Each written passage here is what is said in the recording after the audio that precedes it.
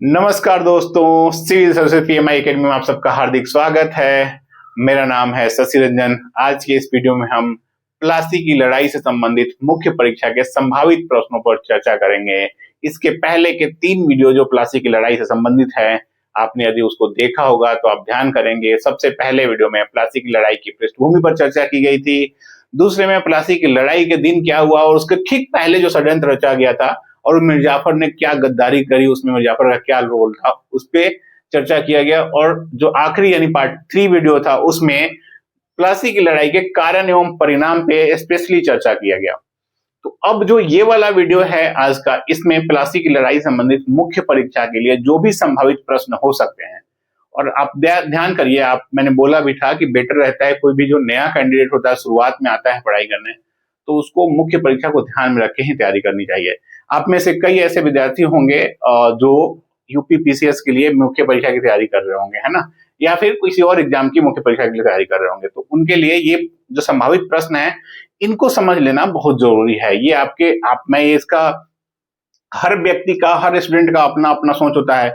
और मैं उम्मीद करता हूं आप कुछ बेसिक बुक्स भी पढ़े होंगे, जैसे कि शेखर बंदोपाध्याय वाला एनसीईआरटी वाला बुक, या फिर वीर गुरुवर की पुस्तक, कोई भी, या फिर आपने ग्रेजुएशन के दौरान जो भी बेसिक बुक पढ़ी होगी वो पढ़ लीजिए वापस, और ताकि आपका अपना कंसेप्ट बना रहे। अपना कंसेप्ट बना रहेगा ना, तो किसी भी तरह से कोई भी सवाल घुमा कि यूपीएससी या स्टेट पीसीएस में कहीं भी पूछा जाता है, तो आप समयबद्ध तरीके से उसका उत्तर देने में सक्षम रहेंगे। ठीक है, तो चलिए आगे बढ़ते हैं और मेंस के लिए जो संभावित प्रश्न मैंने बनाए हैं 15-20 के आसपास, उस पे थोड़ा बहुत चर्चा कर लेते हैं ताकि आपको आसानी रहेगी।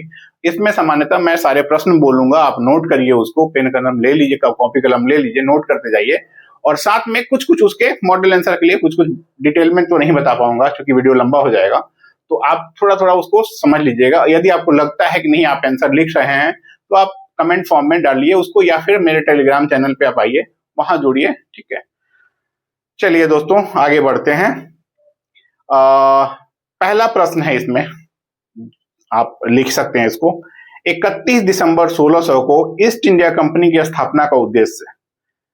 31 दिसंबर 1600 को ईस्ट इंडिया कंपनी की स्थापना का उद्देश्य 23 जून 1757 को पूरा हो गया। टिप्पणी करिए, यानी टिप्पणी कीजिए। इसका क्या आंसर हो सकता है संभावित?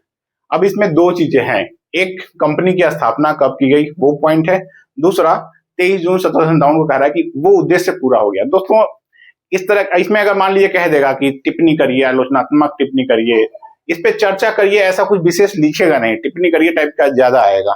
तो इसमें आपको बेसिकली कमेंट करना होता है कि आप इसमें जब भी आप कोई भी प्रश्न पूछेगा ना किसी भी एग्जाम में, तो उसके कीवर्ड्स को निकालिए, कौन कौन पे कीवर्ड्स हैं इसके और कहां कहां उसका फोकस है।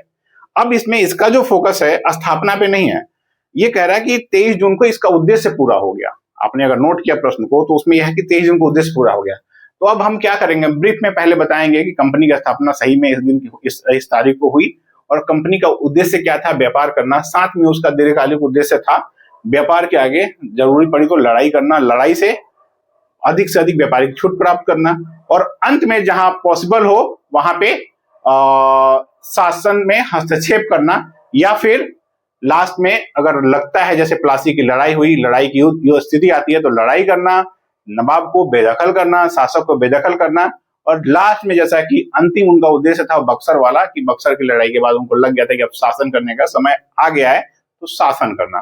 तो ये सारे इनके उद्देश्य थे। तो आप इसमें लिखेंगे, अब 23 जून कह रहा है कि 23 जून 1757 को इसका उद्देश्य पूरा हो गया। नहीं दोस्तों, 23 जून 1757 को इन्होंने उसकी नींव रख दी, कंपनी के जो उद्देश्य थे मूल्य, या फिर कहें ब्रिटिश क्राउन था उसका जो उद्देश्य था, उसकी नींव यहां रखी जा चुकी थी प्रॉपर तरीके से, है ना। तो ये आप मेंशन करेंगे और ये लिखेंगे ये उद्देश्य आगे चलकर बक्सर की लड़ाई में पूरा हुआ, और अंतिम तौर पे कहें तो जब 1858 में महारानी की ताजपोशी की गई, एक तरह से कहें पूरा क्राउन बनाया गया उनको पूरे भारत के एम्पायर का, तो वहां जाके, तो ये आपको जोड़ना है और लिखना है। आपके अलग अलग व्यूज हो सकते हैं, उसमें जो भी पॉइंट्स आप लिखें, बस याद रखिएगा शब्द सीमा का और समय का एकदम पालन करिएगा।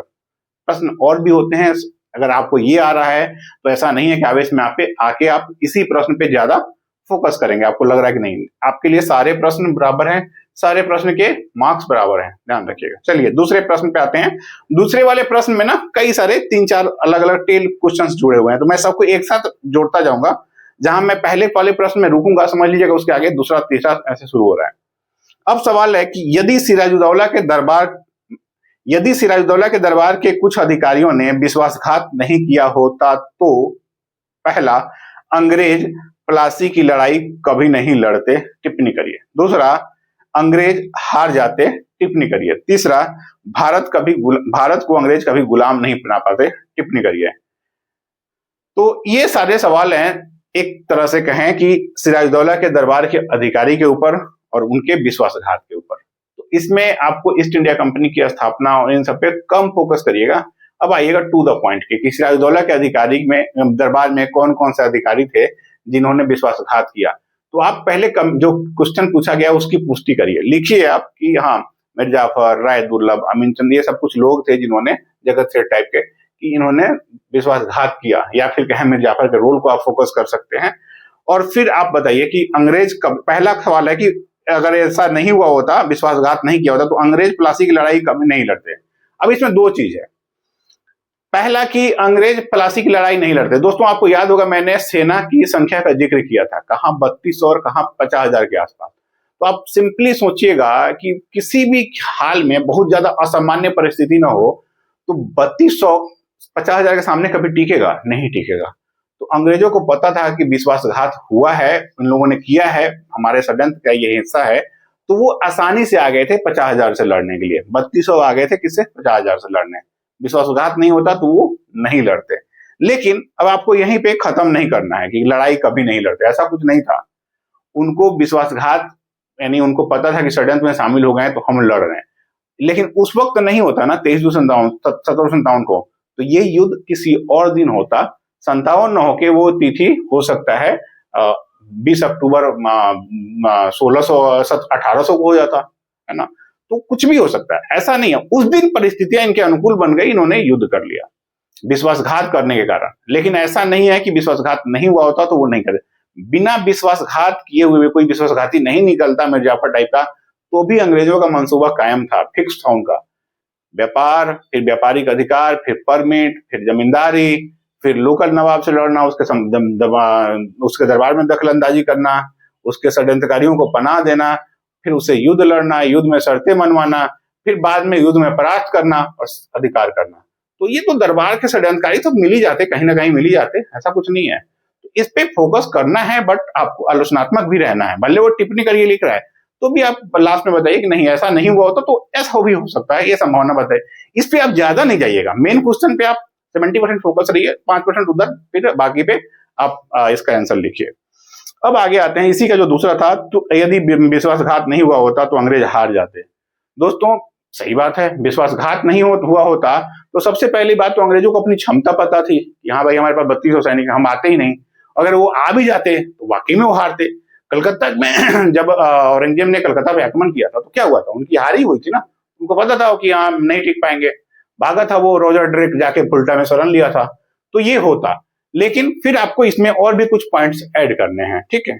अब आते हैं कि भारत को कभी गुलाम नहीं बना पाते, विश्वासघात नहीं हुआ होता तो अंग्रेज भारत को कभी गुलाम नहीं बना पाते। दोस्तों मैं अभी भी कह रहा हूं कि उनका उद्देश्य फिक्स था, पहले वाले का आंसर यहाँ पे आके मिल रहा है। रिपीट नहीं करूंगा, आप उन्हीं सब पॉइंट्स को यहाँ लिखिएगा। उनका उद्देश्य ही था गुलाम बनाना, राज करना, तो वो आता ही आता वो दिन 23 जून 1757 को नहीं आता, वो हो सकता है 23 जून 1787 को आता जरूर। तो समय और परिस्थितियां कब उनके अनुकूल ही वो इंतजार कर रहे थे, ठीक है। अब आते हैं, एक सवाल इसी में आया है कि यदि मीर जाफर तथा राय दुर्लभ राजभक्त होते तो युद्ध का परिणाम कुछ और होता। बात सही है, यदि ये राजभक्त होते तो अंग्रेज पहली बात तो लड़ने नहीं आते, दूसरा अगर वो आते तो वाकई में हार जाते। तो इस पे आप फोकस रह के और जो मैंने बताया पहले उस पे आगे बढ़िएगा। अगला सवाल है तीसरा, प्लासी की लूट क्या थी। मैंने प्रॉपर तरीके से आपको जिक्र किया है पिछले वीडियो में, प्लासी की लड़ाई वाले वीडियो में, कि प्लासी की लूट क्या थी। तो अब कारण एवं परिणाम में जो परिणाम वाला सेक्शन था, यानी कि जो थर्ड वीडियो है उसमें, तो आप प्लासी की लूट क्या थी इस पे टिप्पणी करिए या आलोचनात्मक टिप्पणी करिए। इसमें दादा भाई नौरोजी को जरूर कोट करिएगा दोस्तों, कोई और नाम याद आता है तो उसको भी कोट करिएगा, है ना।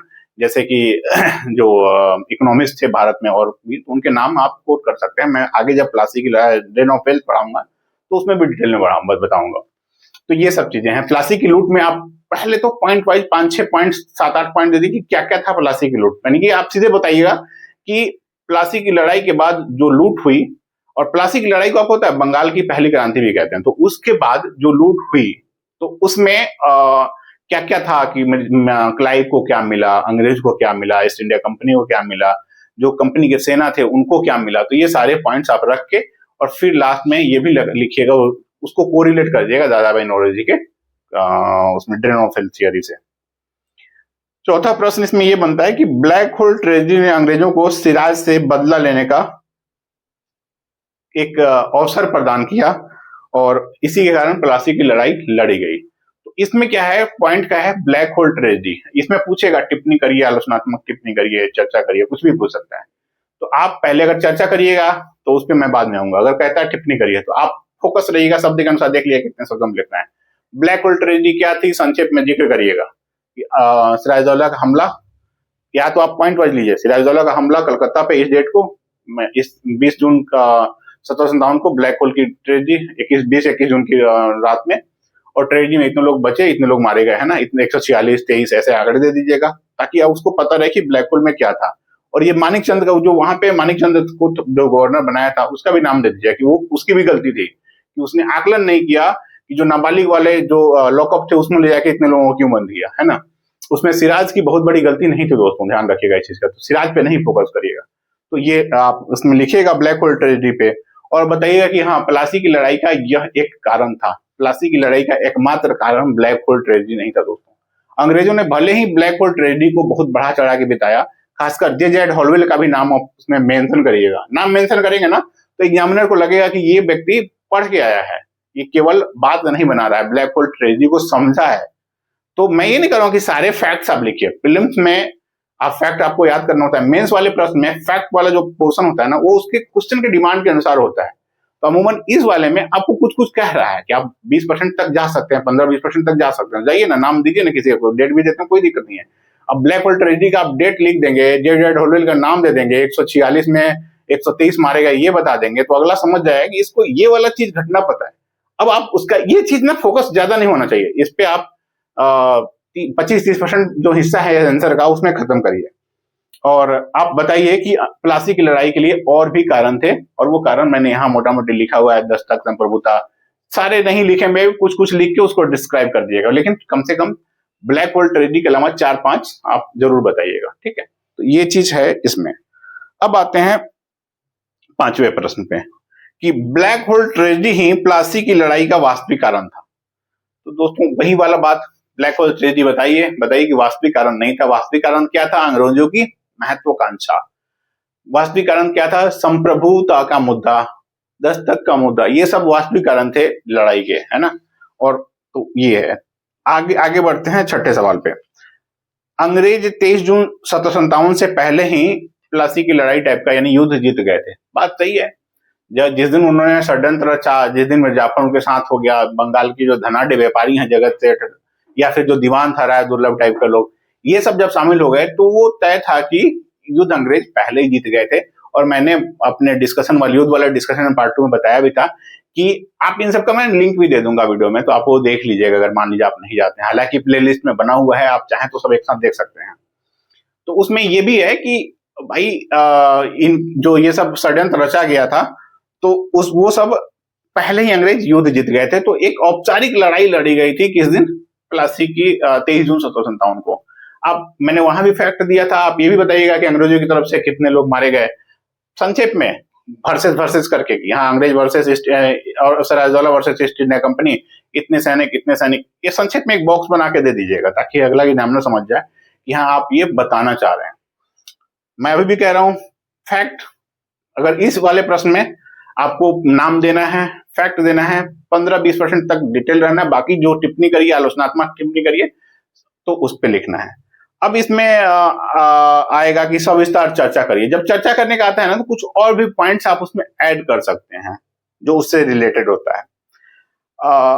अगला सवाल है कि 23 जून 1757 को बस औपचारिक लड़ाई लड़ी गई थी। बात वही है, षड्यंत्र पहले हो गया था और औपचारिक लड़ाई इस समय लड़ी गई। तो इस पे मैं ज्यादा बताने की जरूरत नहीं है, आप समझ गए होंगे। अगला सवाल है कि बंगाल की उर्वर भूमि और राजस्व ही प्लासी की लड़ाई का मुख्य कारण था। दोस्तों, बंगाल की उर्वर भूमि और राजस्व, आप ध्यान करिएगा, जो 18वीं शताब्दी का जो ये समय था 1757 का, यानी कि लगभग मध्य वाला, जहां पे सिलेबस की शुरुआत भी होती है यूपीएससी की, तो उसमें आप देखेंगे तो वाकई में बंगाल उस समय सबसे धनी सूबा था पूरे भारत का। यहाँ पे व्यापार भी चरम पे था, यानी इंटरनल एक्सटर्नल ट्रेड भी चरम पे था, धनी धनी व्यापारी भी थे यहाँ के। राजा सम्राट जो मुगल नवाब था, या मुगल कह रहे हैं, जो बंगाल का नवाब था, वो भी काफी धनाढ़ हुआ करता था। खजाने उसके पास भी थे, घसीटी बेगम के पास इतना खजाना था, जो लोकल छोटे छोटे जमींदार थे उनके पास थे। तो कुल मिला के, और साथ में था, सबसे बड़ी बात थी भूमि, जो कि राजस्व का सबसे बड़ा स्रोत था। कहा यह जाता है कि करोड़ों का इनकम उस टाइम पे सरकार को हुआ करता था, यानी कि नवाब को हुआ करता था। तो अंग्रेजों की नजर थी इस पे कि यहां अगर हो गया कब्जा तो हम बाकी इलाके इजीली जीत सकते हैं। तो ये सब इसमें आपको लिखना है फैक्ट के साथ। इसमें अब प्लासी की लड़ाई के बाकी कारण और परिणाम को ना बहुत ज्यादा नहीं दीजिएगा, मुख्य कारण था तो आपको मुख्य कारण बताना है। अब फिर 80% यहाँ चर्चा करिएगा, 70-80% फिर बताइएगा नहीं और भी कुछ कारण थे, है ना। तो ये तो कारण था ही, और भी कुछ कारण थे, वो बता के फिर आंसर खत्म करिएगा।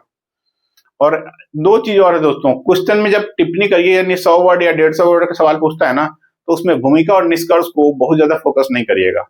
भूमिका निष्कर्ष लिखना भी है तो आपके पास ये आंसर राइटिंग का प्रैक्टिस होना चाहिए कि आप 15 शब्द में या 20 शब्द में भूमिका लिख दें और 15-20 शब्द में निष्कर्ष लिख दें। अगर आप ज्यादा वर्ड बढ़ाएंगे तो आपका मेन जो आंसर का पूछा जा रहा है डिमांड है ना, उस पर कम फोकस हो जाएगा। आते हैं अगले सवाल पे, 9वें पे। 9वां का ये तो हो जाएगा आपका 3 और 9 12। तो यदि मुगल कमजोर नहीं होते तो प्लासी की लड़ाई का परिणाम कुछ और होता, है ना। या फिर अगर इसको ऐसे कहें, यदि मुगल का पतन नहीं हुआ होता। देखिए, मुगल का एक्चुअली पतन कहें तो जो केंद्रीकृत शासन थी औरंगजेब के बाद, तो मुगल का पतन की शुरुआत हो गई थी, मुगलों का पतन नहीं हुआ था। पतन तो कब एक्चुअली जाके कब हुआ, 1857 की क्रांति के बाद, औपचारिक रूप से। तो इसमें बेसिकली ये कह रहा है कि यदि मुगल कमजोर नहीं हुए होते या फिर मुगलों के पतन की शुरुआत नहीं हुई होती तो प्लासी की लड़ाई कभी नहीं लड़ी जाती। देखिए, दो चीजें हैं दोस्तों, आप इसमें ना कुछ चीजें को कोरिलेट करिएगा। अंग्रेज जब आए जहांगीर के शासन से समय से लेके औरंगजेब तक के, है ना, तो सब कुछ घटनाओं का जिक्र आप पॉइंट वाइज कर सकते हैं, लेकिन आप ये वहां पे ज्यादा नहीं रहिएगा, सीधे आइएगा मुद्दे पे कि प्लासी की लड़ाई कभी नहीं होती। तो क्यों, आप बताइएगा कि मुगल ताकतवर थे वाकई में, मुगल ताकतवर थे वाकई में। फैक्ट भी दीजिएगा, कैसे फैक्ट दीजिएगा कि मुगल स्थलीय वाली जो भूमि वाला इलाका था वहां बहुत ज्यादा ताकतवर थे अंग्रेजों के मुकाबले। और जब इवन 1686 में जब औरंगजेब से इनकी लड़ाई भी होती है तो उस टाइम पे ये एक तरह से कहें भागे थे, है ना, भाग के फिर दूसरी जगह चले गए थे। भाई बाद में आके औरंगजेब के चरणों में ये लोग गिरे हैं, एक तरह से सही में आके माफी मांगे हैं उससे। फिर औरंगजेब ने कहा ठीक है, कलकत्ता में आप 3000 की जो वार्षिक, जो मैंने आपको लिखाया भी था कि 3000 रुपये वार्षिक कर के शुल्क में व्यापार करने की अनुमति दी गई थी। तो आप ये बताइए कि मुगल वाकई में अगर केंद्रीकृत होते, मुगल अगर मजबूत होते तो ये कम से कम स्थल वाले इलाके में इनकी दबदबा नहीं चलता, वो फिर व्यापारिक कंपनी ही बन के रह जाते काफी समय तक। फिर वो इंतजार करते मुगल सत्ता कमजोर हो। कोई भी सम्राट या कोई भी साम्राज्य काफी लंबे समय तक नहीं आया है। अयोग्य उत्तराधिकारी हर साम्राज्य में उसके पतन का एक कारण रहे हैं। मुगलों में भी अयोग्य उत्तराधिकारी हुए और वो उसके पतन के एक कारण थे, है ना। तो वो सब लिखेगा। अब साथ में ये भी लिखेगा तुलना, मान लीजिए सब विस्तार चर्चा करें, टिप्पणी करेंगे, 250 वर्ड का क्वेश्चन है तो इसमें उदाहरण दीजिएगा कि ऐसा नहीं है कि स्थल में मुगल सबसे ज्यादा मजबूत थे। आप मराठों का उदाहरण दीजिएगा कि मुगल कैसे मराठों से संघर्ष करते रह गए, है ना। फिर आप अहोम साम्राज्य का जो असम वाला इलाके में था तो वहां पे आप बताइए अहोम से उनको लड़ने में कैसे कैसे परेशानी आई। कई बार इनके स्थानीय सूबेदार भी विद्रोह कर देते थे, नायब सूबेदार टाइप के लोग। तो ऐसा नहीं था कि मुगल बहुत ज्यादा कमजोर थे। साथ में आप चाहें तो महाराणा प्रताप का भी उदाहरण पेश करिएगा, ठीक है। तो वो भी बताइए कि ऐसा नहीं है कि मुगल पूरी तरह से मजबूत थे, इनके सामने भी, इनके समय में भी रीजनल सत्ता अस्तित्व में थी। तो इसमें अंग्रेजों को फिर कोरिलेट करके अपना आंसर समाप्त कर दीजिएगा। अगला सवाल है कि मिर्जाफर गद्दार नहीं होता तो सिराज लड़ाई नहीं हारता। इस पे जिक्र करने की मुझे नहीं लगता कि जरूरत है, यदि मीर जाफर गद्दार नहीं होता तो सिराज लड़ाई नहीं हारता। दो चीजें हैं इसमें, लड़ाई ही नहीं होती तो वाकई में नहीं हारता, रौंद दिए जाते अंग्रेज, है ना, परिणाम कुछ और होता। तो अगला सवाल आते हैं उस पे कि सिराजुद्दौला जब बंगाल का नवाब बना तो उसके सामने अंग्रेजों की ओर से मुख्य चुनौतियां कौन कौन सी थी? सिराजुद्दौला जब बंगाल का नवाब बना तो उसके सामने अंग्रेजों की ओर से मुख्य चुनौतियां कौन कौन सी थी? दोस्तों, सिराजुद्दौला वाले हिसाब में उसमें मैंने बताया था कि कौन कौन सी चुनौतियां थी, क्या क्या कड़वाहट के कारण थे। आप उस वीडियो से वो पॉइंट निकालेंगे और इसका आंसर लिखेंगे। और इसमें पूछा है कि कौन कौन सी मुख्य चुनौतियां थी, तो आपसे आप टिप्पणी करिए टाइप का था, है ना। तो आप पॉइंट वाइज चुनौतियां बढ़ाइएगा, थोड़ा थोड़ा विस्तार करिएगा, मैक्सिमम चुनौतियों को आप चाहिएगा कि आंसर में आ जाए, ठीक है। इसमें बाकी चीजों को नहीं इसमें इंक्लूड करिएगा कि प्लासी की लड़ाई वगैरह वगैरह, ये नहीं कि हाँ आपका ये सेक्शन जो पूछ रहा है ना, फोकस उस पर रहना चाहिए। अब आते हैं अगले सवाल पे, अंग्रेज फोर्ट विलियम की किलेबंदी करना क्यों चाहते थे? टिप्पणी करिए, या फिर कह दे कि फोर्ट विलियम की किलेबंदी अंग्रेजों के लिए क्यों महत्वपूर्ण हो गया था। तो अब सवाल यह है कि फोर्ट विलियम पे आइएगा कि फोर्ट विलियम में किलेबंदी का आप बताइएगा संक्षेप में कि जब से इनको मिला कलकत्ता का पूरा सुल्तानाती कालीघाट और गोविंदपुर वाला इलाका, तो इन्होंने वहां पे कलकत्ता को बसाया, फिर कलकत्ता बसाया क्या, एक तरह से कलकत्ता की स्थापना करी और वहीं पे फोर्ट विलियम का किला बनाया। फोर्ट विलियम की किलेबंदी क्यों? क्योंकि मैंने बताया था कि जो फैक्ट्री या फिर यहाँ पे जो किला है, तो यहाँ पे बंगाल में फोर्ट विलियम इनके लिए इसलिए महत्वपूर्ण हो गया था क्योंकि वो इनका पूरा का पूरा प्रशासनिक और सैन्य ठिकाने का केंद्र था। और जहां पे आपका पूरा प्रशासनिक मशीनरी तंत्र रहता है या फिर सैन्य तंत्र रह रहा है, उसकी किलेबंदी तो जरूरी है। और इनको अपना उद्देश्य पता था कि उनको क्या करना है, इनको यह भी पता था कि कभी भी इन पे हमला हो सकता है। ये बार बार दखलंदाजी करते थे नवाब के दरबार में, तो अलवर्दी खां की ओर से भी इन पे हमला का दबाव था, उधर फ्रेंच डच भी थे, उनसे भी दबाव था, इधर मराठे की भी आक्रमण का था, अब्दाली का भी आक्रमण का था। तो आक्रमण तो अफगान से लेके हर तरह से इनको सबसे डर था। इसलिए किलेबंदी चाहते थे कि कोई ऐसा ठिकाना जहां हम मजबूती से और कम से कम आक्रमण के समय सुरक्षित रह सके, इसलिए इनके लिए किलेबंदी करना चाहते थे। तो और किलेबंदी का थोड़ा सा संक्षेप में कि यही कारण था कि एक कारण ये भी था कि जो संप्रभुता से टकराव का मुद्दा है और इनके बीच लड़ाई हुई। अगला सवाल है दोस्तों, ये यूपीएससी में पूछा भी गया है। तो सवाल ये है कि डुप्ले ने भारत की चाबी मद्रास में खोजने की गलती की, ठीक है। आप में से एक ने कमेंट भी किया था कल, है ना, कल के वीडियो पे। तो डुप्ले ने भारत की चाबी मद्रास में खोजने की गलती की और क्लाइव ने इसे बंगाल में खोजा और निकाला। तो देखिए, ये सवाल बेसिकली डुप्ले के बारे में है कि डुप्ले कैसे मद्रास में फंसा रह गया। मद्रास में अंग्रेजों का मद्रास में भी फैक्ट्री थी, फोर्ट सेंट जॉर्ज, वहां पे उन्होंने किलेबंदी कर रखी थी, बट वो मद्रास से नहीं विस्तार करना चाहते। तो इसमें बताइए कि डुप्ले की क्या क्या गलतियां थी वहां पे रणनीतिक, और बंगाल में क्यों फोकस था। बंगाल की उर्वर भूमि, बंगाल का राजस्व, बंगाल पे नियंत्रण, मतलब कि वहां से सीधे वो बाकी जगहों पे नियंत्रण कर सकते थे, है ना, इजिली वो फैलाव कर सकते थे। और जब तक इकोनॉमिक स्रोत मजबूत नहीं होगा तो आप किसी भी लड़ाई की फंडिंग कैसे करेंगे। लड़ाई एक साल में तो पूरे भारत को जीते नहीं, चलता रहा सिलसिला आगे तक, पूरा एक तरह से कहें 1859 की क्रांति हुई, उसके बाद भी कई सारे घटनाएं घटी हैं, है ना। तो ये सब चीजें आप फोकस करिएगा। जब शासन हो जाता है तो उसके बाद भी कब्जा बनाए रखने के लिए भी मशीनरी पे खर्च करना पड़ता है। तो ये सब कारण था। तो इसी वजह से मैंने बार बार कहा है, अंग्रेज बहुत दूरदर्शी थे बाकियों की अपेक्षा, तो इसीलिए उन्होंने बंगाल पे फोकस किया। तो ये सारे दोस्तों कुछ मेंस के आधार के कुछ क्वेश्चन से मुझे लग रहा है कि मैंने 15-17 के आसपास जिक्र कर लिया होगा। 2-4 और रह रहे हैं, उनको भी लिख लीजिए कि ये बेसिकली कथन स्टेटमेंट आधारित सवाल हैं, जो कि कई सारे परिणाम को लेके भी हैं या फिर कारण परिणाम या कहें प्लासी की लड़ाई से मुख्य संबंधित जो भी स्टेटमेंट्स रहे हैं, अलग अलग इतिहासकारों के, अलग अलग व्यक्तियों के, उसमें उनके दृष्टिकोण दिखते हैं। आप अपना जब टिप्पणी करेंगे इस पे, तो आप अपना अलग से दृष्टिकोण पेश करते हुए पूरा आंसर लिखेंगे। पहला पे आते हैं, यदुनाथ सरकार का कथन है, ध्यान से सुनिएगा। 23 जून 1757 को भारत में मध्यकालीन युग का अंत हो गया और आधुनिक युग का शुभारंभ हुआ। स्टेटमेंट 2 हिस्से में है। उसके बाद है, एक पीढ़ी से कम समय में भी अर्थात प्लासी के लगभग 20 साल बाद देश धर्मतंत्री शासन के अभिशाप से मुक्त हो गया। मैं रिपीट करता हूं अब, चूंकि 2 पार्ट में है, ध्यान से सुनिएगा।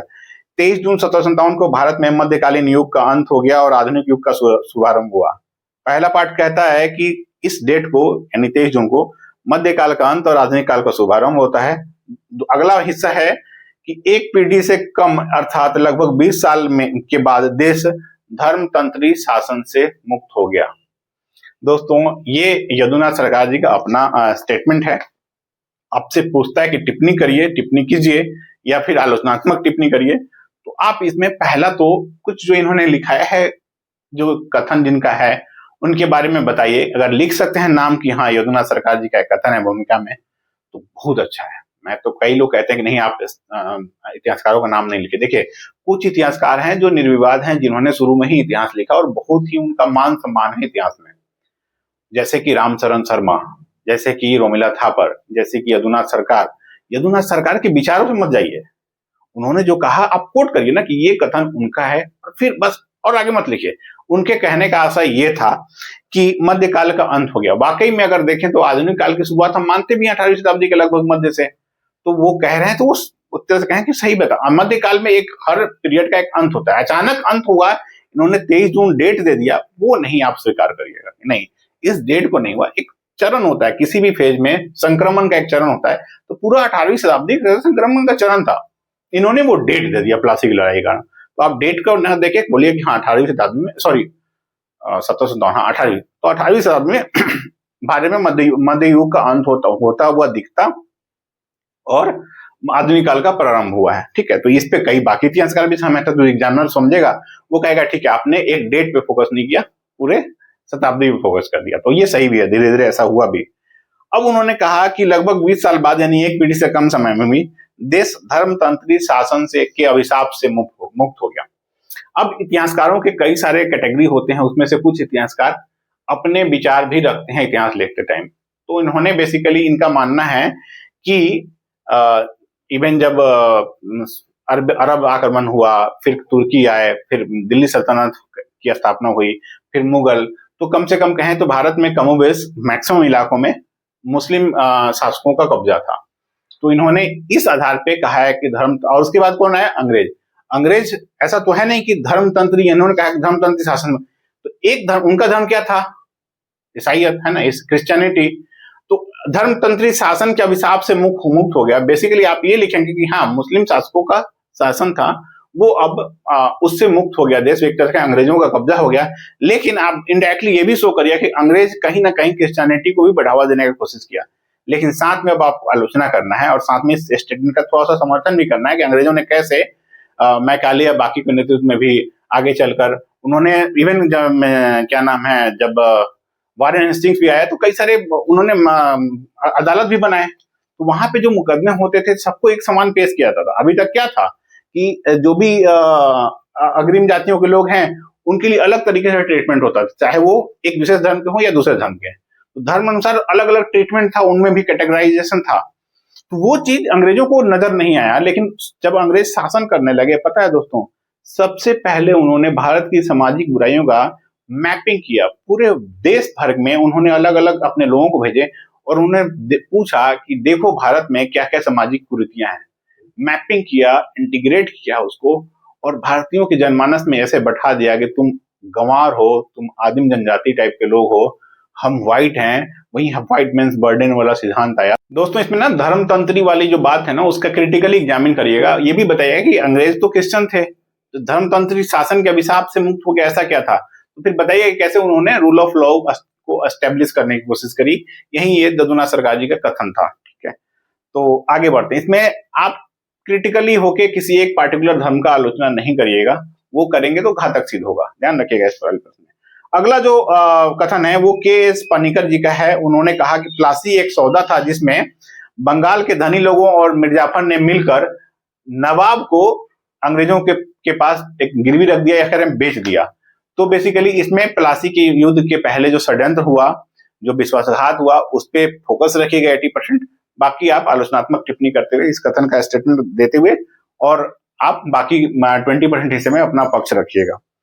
एक अल्फ्रेड लायल का कथन है, ये अंग्रेज हैं बेसिकली, कि प्लासी में क्लाइव की सफलता ने बंगाल में युद्ध तथा राजनीति का एक अत्यंत विस्तृत क्षेत्र अंग्रेजों के लिए खोल दिया।